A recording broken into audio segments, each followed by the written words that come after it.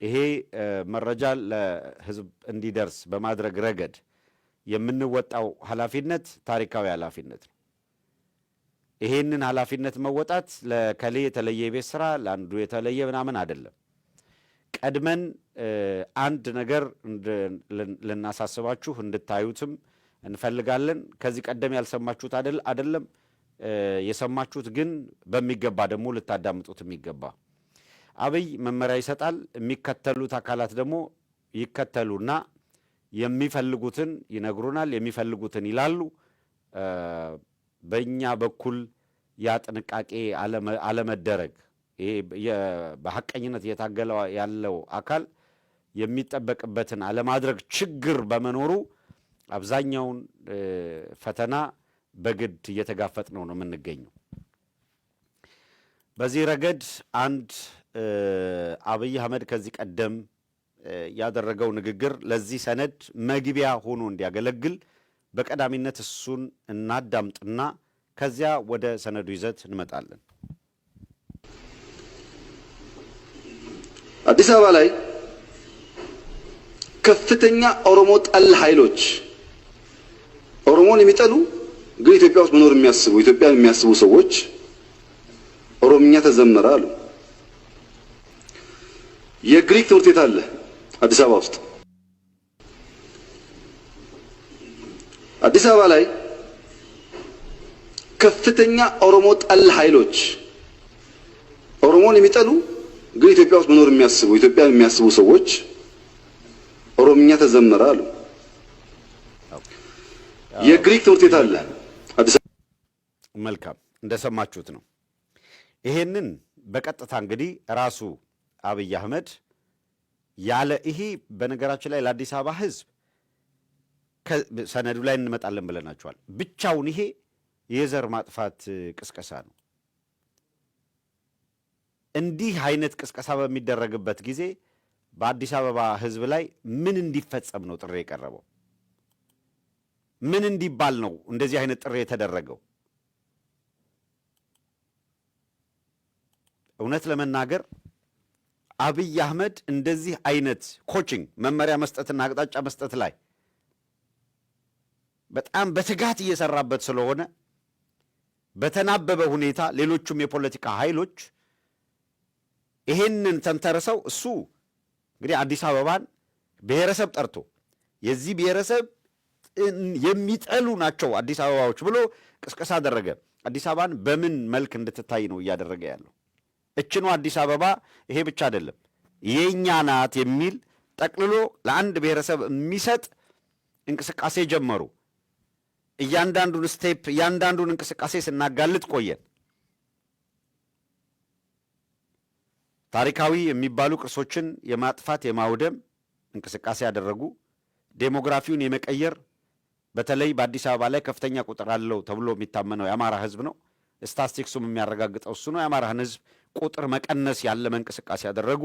ይሄን ለማድረግ በእያንዳንዱ የሲቪል ሰርቪስ መስሪያ ቤት ገና ትእዛዝ ሲወርድ ገና ትእዛዝ ሲሰጥ ጥናት ሲደረግ ጥናት አድርጉ የሚል መመሪያ ሲሰጥ ጥናት የተደረገ ነው መመሪያ ተሰጥቷል። የአማራ ቁጥር ይጠና የሚል ትእዛዝ ነው የተሰጠው። ቤዚክሊ የአማራ የትግሬ አየር መንገድ፣ ቴሌኮሙኒኬሽን፣ ሌሎች መስሪያ ቤቶች በሙሉ በየሲቪል ሰርቪሱ በልማት ድርጅት ቢባሉ በምንም ቢባሉ በሙሉ ይጠና ተባለ። ዳታ ይዘው መጡ፣ የሆነ ቁጥር ይዘው መጡ። አስተውሉ። ከዚህ ቀደም ነግረናችኋል። በኦሮሚያ ክልል በኩል እነ አባይ ፀሐዬ ምናምን ገለመሌም የሚከራከሩበት ጊዜ በኦሮሚያ በኩል አዲስ አበባ በእጥፍ ሰፍታ የኦሮሚያን መሬት ወስዳለች የሚል ኮምፕሌን ቀርቦ ነበረ። በእጥፍ ሰፍታ ይሄ በኢትዮጵያ አቆጣጠር 2007 2008 ገደማ 2009 2010 ነገሩ በጣም በተጋነነ ሁኔታ እየተጋጋለ ሄደ። ጥያቄው እየበረታ ሄደ። አብይ አህመድ በወቅቱ ከኢንሳ ተነስቶ ኦሮሚያ ክልል የሥራና በምክትል ርዕሰ መስተዳደር ማዕረግ የሥራና ከተማ ልማት ቢሮ ኃላፊ የሚል ማዕረግ ተሰጥቶት ኦሮሚያ ሄደ። ይሄ ኮምፕሌን አዲስ አበባ በጥፍ ሰፍታለች የሚለው ኮምፕሌን ሲቀርብ ከኦሮሚያ 5 ከአዲስ አበባ 4 ሰው ተወክሎ 9 አባላት ያሉት ኮሚቴ እንዲቋቋም ተደረገ። እነዚህ 9 አባላት ያሉት ኮሚቴዎች ሊቀመንበር መረጡ። የኮሚቴው ሰብሳቢ አብይ አህመድ ሆነ። ይሄ የምንነግራችሁ ፋክት ነው። አብይ አህመድ በሚመራው በዛ ኮሚቴ አዲስ አበባ እንደተባለው ሰፍታለች ወይስ አልሰፋችም ተብሎ ተጠና። አስፈላጊ ከሆነ ነገም ልናቀርበው እንችላለን። እሱን ሰነድ ከዚህ ቀደም እኛው አቅርበንላችኋል። ሌላ ማንም ጋር ያልነበረ ሰነድ አቅርበነዋል።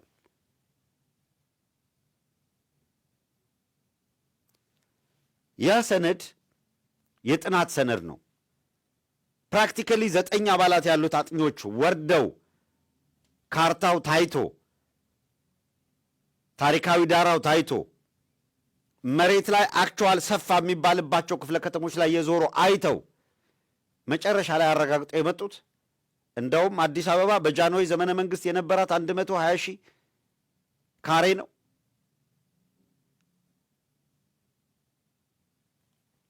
120 ሺህ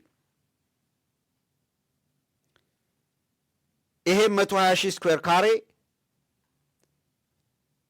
በደርግ ዘመነ መንግስት በግማሽ ተቀንሶ 56 እንዲሆን ተደረገ። ከግማሽ በላይ አክቹዋሊ በደርግ ዘመነ መንግስት ነው። በነገራችን ላይ አዲስ አበባ መጀመሪያ የተመታችው በደርግ ነው። በጃንሆይ የነበራት አዲስ አበባ ይኸው ኦሮሚያ የምትለው ምናምን የምትለው ገለመሌ የሚባል ክልል አልነበረም። ጠቅላይ ግዛቶች በነበሩበት ጊዜ አዲስ አበባ ራሷን ችላ ከተማ ያጠቃላይ የጠቅላይ ግዛቶች ወይም የኢትዮጵያ ማዕከል ሆና ግን በሸዋ ጠቅላይ ግዛት ውስጥ የምትገኝ ሆና የዳዊት ከተማ የነ አፄ ዳዊት ከተማ የነ አፄ ይስሐቅ ከተማ በራራ አዲስ አበባ የሚል ስያሜ እስካገኘችበት ጊዜ ድረስ ሰፊ እንደነበረች አዲስ አበባ የሚል ስያሜ ባገኘችበትና ከዚያም በኋላ ባላት ዘመን ቢያንስ በታወቀ ካርታ በዘመናዊ መንገድ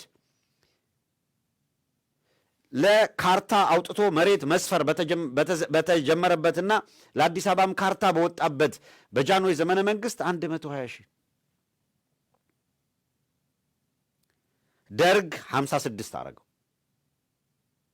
ኢህአዴግ ከ56 እያንዳንዱ ኢህአዴግ የህዝብና የቤት ቆጠራ ያደረገበት የአዲስ አበባ ዕጣ ፈንታ የበየነባቸውን ዓመተ ምሕረቶቹን ጭምር ዘርዝረን አስቀምጠናል። አይ ቲንክ ዩቲዩብ ላይ ራሱ አለ ፕሮግራሙ እኮ የዛሬ 6 ዓመት 7 ዓመት የሰራ ነው ፕሮግራም።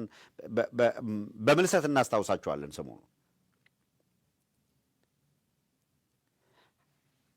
ከ56 ሺው 2 ሺው ከካርታው ላይ የለም። በኢፌክቲቭ አድሚኒስትሬሽን ግን ስቲል 56 ነበር። በኢህአዴግ ዘመን ከካርታው ላይ 2000 ቀንሰዋል። ከ56 ሺህ 54 ሺህ ወርዷል። በኢህአዴግ ዘመን ግን ደግሞ በአክቹዋል አክቲቭ በነበረው የአድሚኒስትሬሽን ቴሪቶሪ ደግሞ 56 ሺህ ነበር ሲለካ። ሶ ቱ ዘ ማክሲመም ኢህአዴግ ራሱ የቀነሰው እንኳን ታሳቢ ቢደረግ 2000 ያውም ያላግባብ የተቀነሰ ነው። ስለዚህ በጥፍ ሰፍታለች የሚባል ነገር እንደሌለ እነሱ ያቀረቡት ከንፋስ ስልክ ላፍቶ ክፍለ ከተማ 9 ወረዳ ምናምን ከአቃቂ ምናምን ከጉለሌ ይህን ያክል እያሉ ያቀረቡት በሙሉ በፍጹም ልክ ያልሆነ ያልተገባና ተጋኖ የቀረበ እንዳውም አዲስ አበባ በታሪኳ ተኮርኩማ ጠበበች እንጂ አልሰፋችም። አዲስ አበባ ሰፋች የሚባል ክሌም እየቀረበ ያለው አዲስ አበባ በነበራት መሬት ይዞታ ልክ ልማቶች ስላልነበሩ አሁን አዲስ አበባ ውስጥ እየተበራከተ ህንፃዎች እየተበራከቱ በሄዱ ጊዜ እንዳውም ካስታወሳችሁ መለስ ዜናዊ በህንፃዎች መበራከት የህንፃ ጫካ እየበዛ መሄድ አዲስ አበባ በተመለከተ የእድገት መለኪያ ተደርጎ ሲቀርብለት የከተማ ውበት የእድገት መለኪያ የሚል ትልቅ ጣራ ተደርጎ መቅረቡ ስህተት መሆኑን ህንፃዎች መገንባታቸው ጥሩ ቢሆኑም እነዚህ ህንፃ ለመገንባትና ከተማ ለማስዋብ የሚወጣ ገንዘብ 2-3 ፋብሪካ ተሰርቶበት ቢሆን ቀጣይና ተከታታይነት ያለው የኢኮኖሚ እድገት በአገሪቷ እንዲመዘገብ ማድረግ ይቻል ነበረ። የህብረተሰቡን ኑሮ በዘላቂነት ማሻሻል ይቻል ነበረ። የአዲስ አበባን መሬት ሸንሽኖ ለባለ ሀብት ሰጥቶ ባለ ሀብት ትልልቅ ህንፃ ሰርቶ ከነዛ ሰርቪስ እየሰጠ ገንዘብ ያገኝበታል። ከተማው ስታየው ውበት ይኖረዋል። ለከተማው ህዝብ ጠብ የሚል የለም አላቸው። ያም ሆኖ አትሊስት ባለሀብት እንዲያለማው መደረጉ አንድ ነገር ነው። እነዚህኞቹ ጉድ የሆኑ ሰዎች መጡ።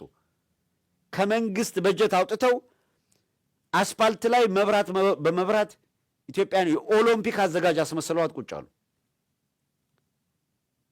ገቢ ያለ ወይ? የለም። ኦሎምፒክ አዘጋጅ አገራት በተመረጡ ጊዜ ያን የሚያደርጉበትና እንዳውም የሚያተርፉበት ገንዘብ ይሰጣቸዋል። ለዛ ለተመረጡበት ዓላማ ለዝግጅቱ ምንም ዝግጅት በሌለበት ማንም የሚደጉማት በሌለበት አክት አደረጉ። ብልጭልጭ፣ ያውም ንፋስና ዝናብ ሲመጣ ድራሹ የሚጠፋ አዲስ አበባ ላይ ያን ያደረጉበት ምክንያት ተያያዥነት ስላለው ነው ያነሳሁት። ያንን ያደረጉበት አዲስ አበባ ላይ ይህንን ሲሰሩ የነበረው ካርታ ገለመሌ ምናምን የሚለውን አብይ አህመድ ራሱ የሚመራው ኮሚቴ ውሸት ነው፣ ልክ አይደለም ተብሎ ከተረጋገጠና ከከሰመ በኋላ አድፍጠው ዝም አሉ።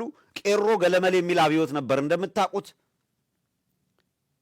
ቀጥተኛ የሆነውን የዲሞክራሲ ጥያቄ፣ የሰብአዊ መብት ይከበር ጥያቄ፣ የእኩል የመልማት ምናምን ጥያቄ ነበረ። የህዝብ ጥያቄ ነበረ። ይሄ ብዙዎች በስር እየማቀቁ ብዙዎች በመከራ ሀገራቸው ውስጥ ለቀው ተሰደው በውጭም ሆነው በሚዲያም በምንም እየታገሉ ብዙዎች በየበረሃው ገብተው እየታገሉ የነበረበት ወቅት ይታወቃል።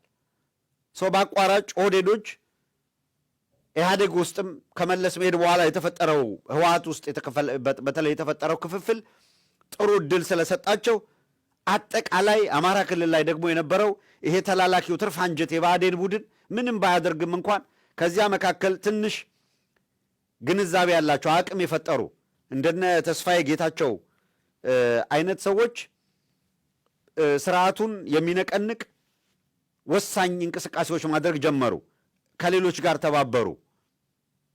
ይሄ የለውጥ ጅማሬ ሲያመጣ ኦሮማራ የምትል አብዮት አምጥተው እና አባዱላ የኦሮሚያ ወጣቶች ማህበርና የኦሮሚያ ወጣቶች ፌዴሬሽን መዋቅር ላይ የሰበሰቧቸውን ሊግ ብለው የሰበሰቧቸውን ወጣቶች ቄሮ የሚል ስያሜ የሰጧቸው ሊግ እንዳይባል፣ ሊጉን አሳመጻችሁ፣ ፌዴሬሽኖቹን አሳመጻችሁ እንዳይባሉ ቄሮ ኢን ጀነራል ወጣት ማለት ነው። ያንን ስም ተጠቀሙና ሞቢላይዝ አደረጉት። ይሄ ነው የነበረው።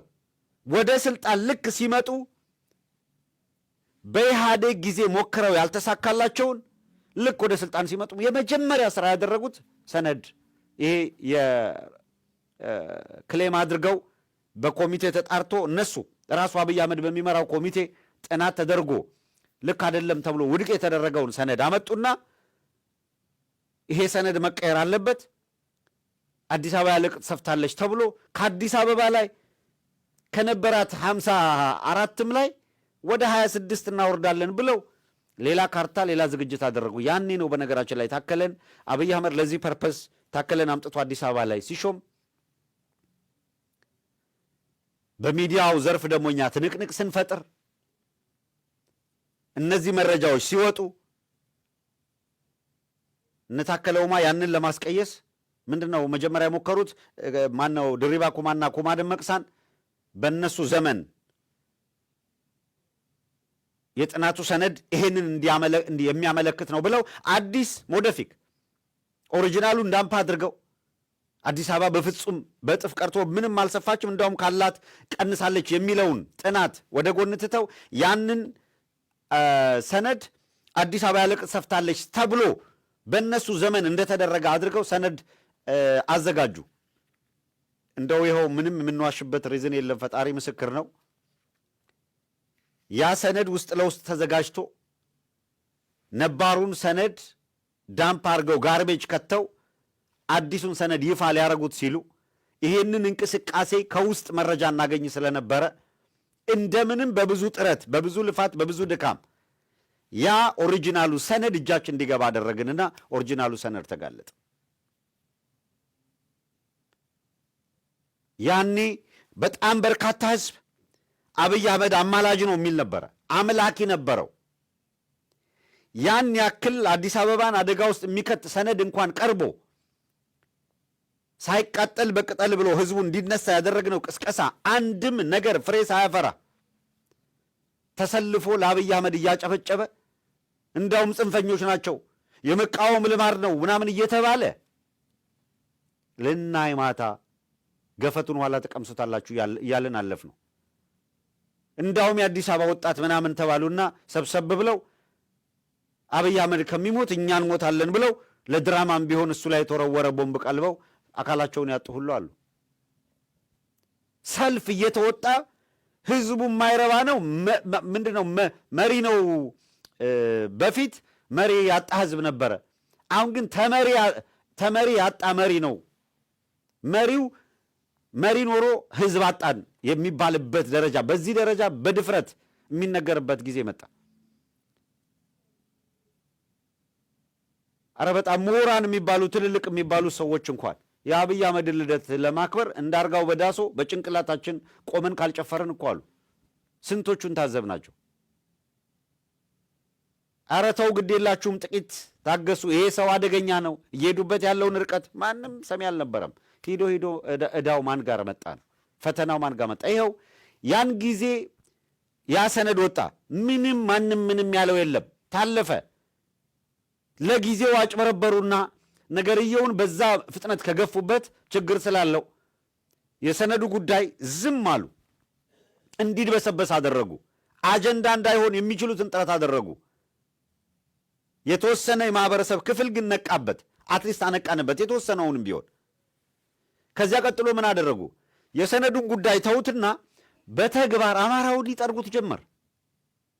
ይሄ ኮሪደር ልማት የምትለው ፕሮጀክት ከየሲቪል ሰርቪሱ አማራውን ጠርጎ የማባረር ፕሮጀክት በሙሉ ሄዱበት እስከሚፈልጉት ርቀት። አሁን ፕራክቲካሊ በእያንዳንዷ ቀን እንቅስቃሴያቸው የሚፈልጉትን ርቀት ሄደውበታል።